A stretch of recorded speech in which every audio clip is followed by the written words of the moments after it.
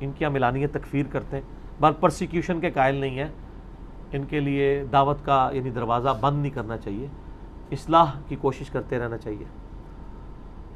یہ حقیقت بات ہے کہ غلام احمد قادیانی نے یعنی سیدنا حسین ابن علی کی بہت گستاخیاں کی ہیں، بلکہ صحابہ کرام میں سب سے زیادہ اگر کسی کی گستاخ، ویسے تو کوئی نہیں بچا اس کی گستاخیوں سے، سب سے زیادہ اگر صحابہ میں سے کسی کی گستاخی کی ہے نا تو سیدنا حسین ابن علی ہے رضی اللہ تعالیٰ عنہ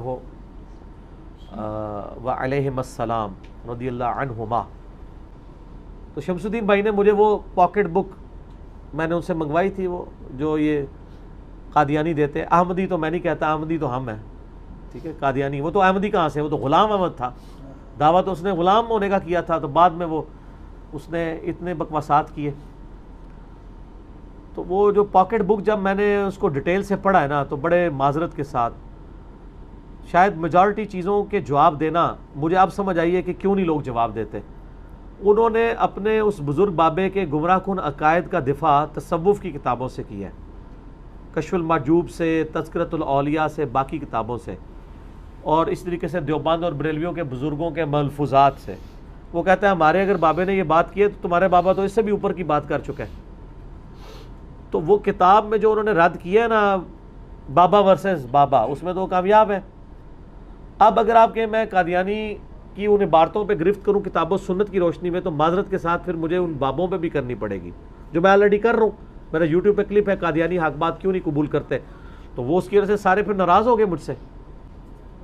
یہاں پہ بھی انشاءاللہ تعالی ہم کریں گے۔ تو چونکہ حسین ابن علی کا معاملہ یہ ہے کہ اس میں بریلوی دیوبندیوں کے ہاں تو ایسا کوئی گستاخی نہیں ملتی، اہل حدیث کے ہاں بھی ڈائریکٹلی کوئی گستاخی اس طرح نہیں ہے۔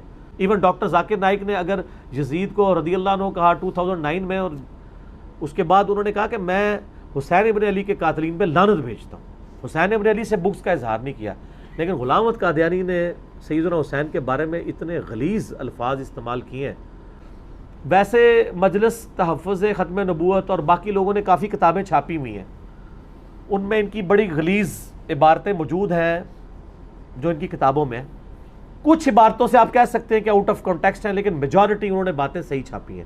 میں نے ان کو کاؤنٹر ویریفائی بھی کیا، بلکہ آپ کو پتہ جب شمس الدین بھائی یہاں پہ آئے تھے تو پوری ساری کتابیں وہ ساتھ لے کے آئے تھے۔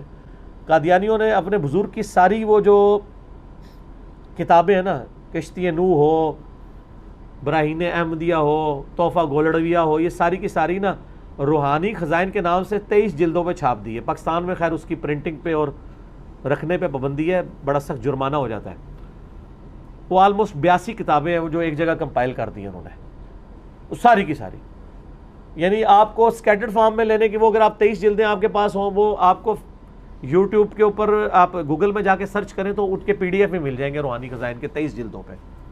تو روحانی خزائن کے اندر نا وہ سارے حوالے موجود ہیں۔ بائی چانس میری ٹیبل کے اوپر وہ کتاب اس وقت ہاں یہ پڑی ہوئی ہے، یہ ندیم بھائی سے میں نے اگلے دن لی تھی۔ اس کے اندر یہ کتاب کا نام ہے انصاف فرمائیے، عالمی مجلس تحفظ ختم نبوت، اور مولانا عزیز الرحمان نے لکھی ہے یہ۔ تو اس میں پیج نمبر 11 پہ انہوں نے وہ گستاخیاں، اور یہ گستاخیاں میں نے فزیکلی کتابوں سے کانٹیکسٹ کے ساتھ ویریفائی کی ہیں، یہ آؤٹ آف کانٹیکسٹ نہیں ہے، اور وہ الفاظ ہی بتا رہے ہیں، آؤٹ آف کانٹیکسٹ ہو نہیں سکتی ہیں۔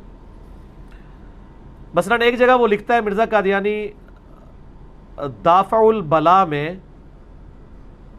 اور پیج نمبر 13 پہ، اور جو روحانی خزائن ہے اس میں سارا آپ سمجھ لیں روحانی خزائن کے اندر سب کچھ موجود ہے۔ تو روحانی خزائن میں جلد 18 ہے اور پیج 233 پہ وہ لکھتا ہے، اے قوم شیعہ اس پر اصرار مت کرو کہ حسین تمہارا منجی یعنی نجات دہندہ ہے، کیونکہ میں سچ کہتا ہوں کہ آج تم میں سے ایک، یعنی خود اپنے آپ کو کہتا ہے مرزا غلام احمد قادیانی، موجود ہے اس حسین سے بڑھ کر ہے۔ وہ کہتا ہے اس حسین کو چھوڑو، اب میرے پیچھے چلو۔ سر یہ جرأت تو حضرت ابو بکر، عمر اور عثمان نے نہیں کی ہے، میں آپ کو بالکل وثوق سے کہہ رہا ہوں، حالانکہ ہم ان کو افضل مانتے ہیں، لیکن یہ انہوں نے اپنی زبان پہ کبھی بات نہیں کی ہے۔ صحابہ کرام اہل بیت کو جب فضیلت کی بات کرتے تھے، اہل بیت کو اپنے سے ایکسکلوڈ کرتے تھے، وہ کہتے تھے وہ نبی کے گھر والے ہیں، ٹھیک ہے، عمار بن یاسر والا معاملہ دیکھ لینا آپ۔ میں نے کبھی سیدہ فاطمہ کے بارے میں کچھ سوچے گا حضرت ابوبکر عمر یا عثمان میں کہ میں فاطمہ سے افضل ہوں؟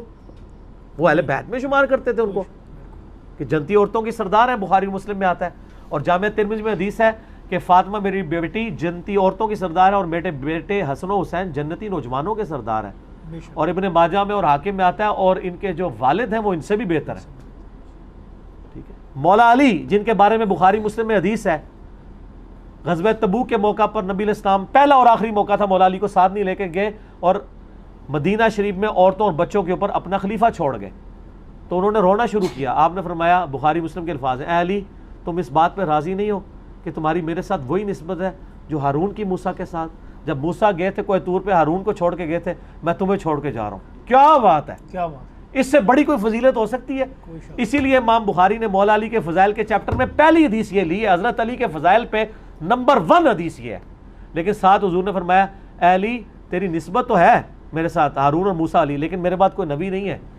اگر مولا علی کا وہ مرتبہ نہیں ہو سکتا امتی نبی والا، تو غلام احمد قادیانی کیسے کلیم کر سکتا ہے؟ بالکل صحیح. اور پھر حسین ابن علی کے بارے میں بات کرنا. چلیں یہ تو بڑے ہلکے الفاظ تھے. آگے یہ اعجاز احمدی اس کی کتاب ہے، اس کے پیج 69 پہ، اور روحانی خزائن میں ظاہر ہے وہ کمبائنڈ فارم میں موجود ہے، جلد 19 اور پیج 181 پہ لکھتا ہے، مجھ میں اور تمہارے حسین میں بڑا فرق ہے. یعنی وہ حسین کو آپ کا کہہ رہے ہیں، سر ہمیں مبارک ہے، ہمارے ہی نوجوان ہیں نا انشاءاللہ، سردار ہیں وہ، کیونکہ مجھے تو ہر ایک وقت خدا کی تائید اور مدد مل رہی ہے. وہ یعنی اس نے ٹانٹ کیا ہے کہ حضرت حسین کے ساتھ اگر اللہ کی تائید ہوتی تو وہ کامیاب ہو جاتے کربلا میں، تو وہ جو شہید ہو گئے بچوں سمیت، تو ان کے ساتھ تو تائید اس وقت ختم ہوگی. میرے ساتھ تو ہر وقت اللہ کی تائید ہے. لعنت اللہ علی الکاذبین. پھر وہ لکھتا ہے اعجاز احمدی پیج 81 پہ، خزائن میں جلد 19 پیج 193 پہ، اور میں خدا کا کشتہ ہوں لیکن تمہارا حسین دشمنوں کا کشتہ ہے، پس فرق کھلا کھلا اور ظاہر ہے. اندازہ کریں، وہ تمہارا حسین کہہ رہا ہے، وہ ہمارے ہی ہے. سر آپ کا ہوتا تو آپ کو ہدایت مل جاتی، حسین تو ہمارے ہیں الحمدللہ. 3 ریفرنس. چوتھا ریفرنس دیکھیں، اس کی کتاب ہے نزول مسیح، پیج 99، اور روحانی خزائن میں جلد 18 پیج 477 پہ وہ لکھتا ہے، اس نے ایک فارسی کا شعر لکھا ہے، کربلا ایست سیر ہم آنم، صد حسین است در گریبانم. اس کا ترجمہ یہ، وہ کہتے ہیں کہ میں تو ہر وقت کربلا کی سیر میں رہتا ہوں. یعنی حضرت حسین کی زندگی میں تو ایک کربلا آئی ہے نا، میں تو پوری زندگی کربلا میں گزر رہی ہے، اور میرے گریبان میں 100 حسین پڑے ہیں. تم ایک حسین کی بات کرتے ہو، اے تو میرے بوجھے چنے 100 حسین. لعنت اللہ علی الکاذبین.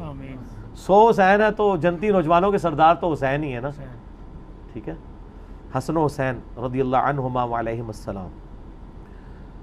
پھر وہ کہتا ہے، اس کی کتاب ہے اعجاز احمدی پیج 82 اور روحانی خزائن میں جلد 19 پیج 194 پہ، استغفر اللہ، یہ تو یعنی نقل کفر نہ باشد، یہ بہت غلیظ زبان اس سے استعمال کیا. کہتا ہے، تم نے خدا کے جلال اور مجد کو بھلا دیا اور تمہارا ورد صرف حسین ہے، کستوری کی خوشبو کے پاس گو کے ڈھیر کا ڈھیر ہے. نعوذ باللہ حسین ابن علی کو اس نے یہ کہا ہے. تو یعنی یہ لعنت اس کے اوپر پڑی. تو یہ بہت بڑی گستاخی ہے، اور اس کی کوئی تعویل ممکن نہیں ہے کہ آپ تعویل کر سکیں. تو میں تو اس کو پکا ناسبی اور یعنی منکرین حدیث میں سے اور یزیدی سمجھتا ہوں. بلکہ اس کی وہ جو یہ پاکٹ بک چھپی ہوئی ہے، اس میں تو انہوں نے غدیر خم کی حدیث، باقی ساری چیزوں کا پورا مذاق اڑایا اور پورا انکار کیا. یہ میں نے کئی دفعہ کہا ہے کہ ناسبی اور منکرین حدیث لازم و ملزوم ہے، کیونکہ صحیح الاسناد حدیث ناسبی اور یزیدیوں کی موت ہے. تو ان کو ہر بات اہل بیت سے ان کو بغض ہوگا، اور کیوں نہ ہو. صحیح مسلم میں حدیث ہے 240 انٹرنیشنل نمبر کے مطابق، علی سے محبت نہیں رکھے گا مگر مؤمن، علی سے بغض نہیں رکھے گا مگر منافق. محبت علی تو لٹمس ٹیسٹ ہے. اور صحیح مسلم میں اوپر تلے 4 حدیث ہے غدیر خم کی، 6225 سے 6228 تک. نبی علیہ السلام نے فرمایا، لوگوں آگاہ ہو جاؤ، میں بھی ایک انسان ہوں، قریب ہے کہ اللہ کا قاصد یعنی موت کا فرشتہ میرے پاس آئے اور اس کی دعوت قبول کر لوں. میں اپنے بعد تم میں 2 بھاری چیزیں چھوڑ کے جا رہا ہوں. ان میں سے پہلی چیز اللہ کی کتاب ہے، اس میں ہدایت ہے، اس میں نور ہے. تم اللہ کی کتاب کو پکڑو، اپنا تعلق اس کے ساتھ مضبوط کرو. اللہ کی کتاب اللہ کی رسی ہے، جو اسے پکڑے گا وہ ہدایت پہ ہوگا، جو چھوڑ دے گا گمراہ ہو جائے گا. اور دوسری بھاری چیز میرے اہل بیت ہیں. میں اپنے اہل بیت کے معاملے میں تمہیں اللہ کا خوف دلاتا ہوں. میں اپنے اہل بیت کے معاملے میں تمہیں اللہ کا خوف دلاتا ہوں. میں اپنے اہل بیت کے معاملے میں تمہیں اللہ کا خوف دلاتا ہوں. 3 دفعہ فرمایا, لیکن امت نہیں ڈری اور اہل بیت کے ساتھ وہ سلوک کیا, نہ قرآن کو پکڑا نہ اہل بیت کو چھوڑا. چھوڑے سے مراد یعنی شہید کر دیا سب کو, الٹ چلے.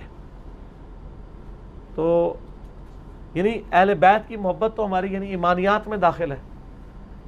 تو یہ جب کسی کے اوپر لعنت پڑ جائے تو وہ اولیاء اللہ سے محبت اس کے دل سے نکل جاتی ہے. اولیاء اللہ آپ والے نہیں, صحابہ اور اہل بیت. وہ ڈیفینیٹ تو اولیاء اللہ وہی ہے نا, ورنہ بریلویوں کے اولیاء جو ہیں وہ دیوبندیوں کے مشرک ہیں. دیوبندیوں کے اولیاء جو ہیں بریلویوں کے نزدیک گستاخ رسول ہے. سنی کے اولیاء اللہ شیعہ کے نزدیک گمراہ ہے, شیعہ کے اولیاء اللہ سنیوں کے نزدیک گمراہ ہے. تو اولیاء اللہ وہ ہیں جن پہ امت متفق ہے. تو یہ اس کی بہت بڑی گستاخی ہے. اور میں قادیانیوں کے سامنے بھی یعنی یہ دعوت اصلاح رکھتا ہوں کہ خدا کے لیے آپ دعویٰ تو کرتے ہیں ہم بخاری مسلم قرآن کو مانتے ہیں, تو پھر صرف دعوے تک نہ رہیں, ان کتابوں کو کھول کے دیکھیں کہ اہل بیت کا کیا مقام ہے. اور آپ کے جو بڑے ابا جی گزرے ہیں, روحانی ابا جی, وہ اہل بیت کی کتنی گستاخیاں کر کے گئے ہیں. اہل بیت کی گستاخی کرنے والا کیا یہ کہہ سکتا ہے کہ اس کی نسبت رسول اللہ کے ساتھ ہے صلی اللہ علیہ وآلہ وسلم؟ المستدرک الحاکم میں صحیح سند کے ساتھ حدیث ہے, شیخ البانی شیخ زبیلی زئی دونوں نے صحیح کہا, لہٰذا اہل حدیث بھی صحیح مان لیں کہ اگر کوئی شخص پوری زندگی حجر اسود اور مقام ابراہیم کے درمیان نمازیں پڑھتا رہے, دنیا میں اس سے افضل نماز ہو سکتی ہے, اور روزانہ روزہ رکھے, لیکن قیامت والے دن اللہ سے اس حال میں ملے کہ ہم اہل بیت کا بغض اس کے دل میں تھا, تو اللہ اسے ضرور دوزخ میں داخل کرے گا. اللہ اس کی نمازیں, روزے, حج, زکوٰۃ نہیں دیکھے گا. اہل بیت کا بغض تو دوزخ میں لے جانے والی چیز ہے. تو اس بڑے لیول کے اوپر آ کے بات کرنا. جامعہ ترمذی میں حدیث ہے, حسین مجھ سے ہے اور میں حسین سے ہوں. ترمذی اور مسند احمد میں حدیث ہے, اے اللہ حسن و حسین میرے پھول ہیں, یہ میرے بیٹے ہیں, میں ان سے محبت کرتا ہوں, تو بھی ان سے محبت کر. اور مسند احمد کے الفاظ ہیں, اے اللہ جو حسن و حسین سے محبت کرے تو ان سے محبت رکھ, جو ان سے دشمنی رکھے تو ان سے دشمنی رکھ. تو غلام احمد قادیانی نے حسین ابن علی کی توہین کر کے رسول اللہ سے دشمنی لی ہے, ٹکر لی ہے. تو میں اسی آیت پہ کنکلوڈ کرتا ہوں, باقی سوالات انشاءاللہ اگلی مجلس میں. آیت درود جو ہے سورہ احزاب کی آیت نمبر 56, اس سے اگلی آیت ہے 57, ان الذین یؤذون اللہ ورسولہ لعنہم اللہ فی الدنیا والآخرہ. بے شک جو لوگ اللہ اور اس کے رسول کو تکلیف دیتے ہیں, دنیا اور آخرت کی زندگی میں ان پر اللہ کی لعنت ہے, اور اللہ نے ان کے لیے ذلیل و خوار کر دینے والا عذاب تیار کر رکھا ہے. سورہ احزاب آیت نمبر 57. جو شخص اہل بیت کو تکلیف دیتا ہے نا, وہ رسول اللہ کو تکلیف دیتا ہے. حسین ابن علی کو تکلیف دینا رسول اللہ کو تکلیف دینا ہے. الموجب الکبیر طبرانی کے اندر ابراہیم نخعی کا قول ہے, جو بخاری اور مسلم دونوں کے راوی ہیں, تابعی, امام حنیفہ کے دادا استاد ابراہیم نخعی کہتے ہیں, بالفرض اگر میں قاتلین حسین میں شامل ہوتا اور اللہ مجھے قیامت والے دن معاف بھی کر دیتا اور میں جنت میں بھی پہنچ جاتا, تب بھی میں رسول اللہ کو اپنی شکل جنت میں بھی نہ دکھا سکتا کہ کہیں رسول اللہ مجھ سے پوچھ ہی نہ لے تو حسین کے قاتلین میں شامل تھا. اللہ نے معاف کیا ہوا ہے, جنت بھی مل گئی ہے, تب بھی ابراہیم نخعی کہہ رہے ہیں میری جنت بھی کنفرم کر دینا کوئی, تو میں جنت میں رسول اللہ کو کیسے منہ دکھاؤں گا, چاہے میرا گناہ معاف بھی ہو چکا کہ میں سیدنا حسین کے قاتلوں میں شامل تھا.